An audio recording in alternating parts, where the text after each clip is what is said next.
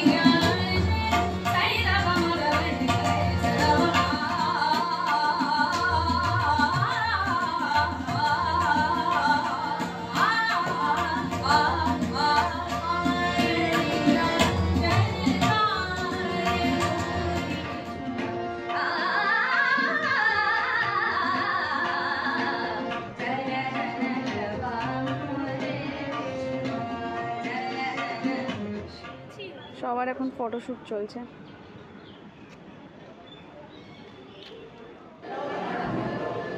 অনেক দিন পর সবাই মিলে বড় ক্যান্টিনে এলাম।